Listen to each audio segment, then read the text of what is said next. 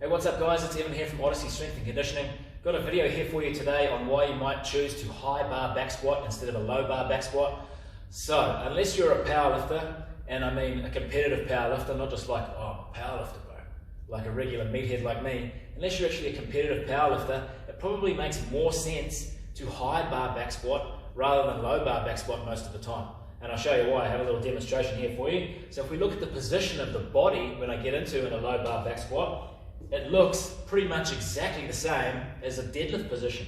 So if I set up for a low bar back squat here, and then I squat down like a low bar squat, funnily enough, if I just let that go, I'm actually in exactly the same position I would be to pull a deadlift.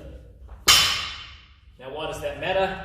Well, that low bar style back squat is probably the best option if you need to move the most amount of weight possible for one rep, but it comes with its own consequences as well. So if you have a similar looking movement pattern, then you also have similar muscles taking on most of the brunt of that force.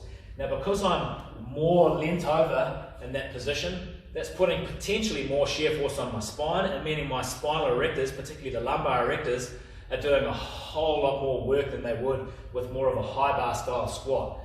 So unless you're just trying to build a really jacked lower back, then you might want to think about incorporating some more high bar style squats where you're much more upright in the bottom position, because that'll shift the challenge onto different muscles. So if you're wanting to just develop your physique, or if you're wanting to avoid the risk of overuse stuff, then it probably makes sense to try more of a high bar position.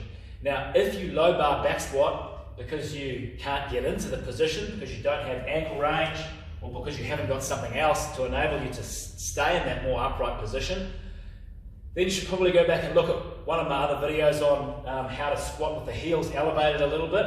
And no, that won't blow up your knees. No, you're not going to explode because you elevated your heels when you squat, but that'll give you some access to some different ranges of motion, so you can check that out in some of my earlier videos. If you have any questions, just hit me up in the comments below.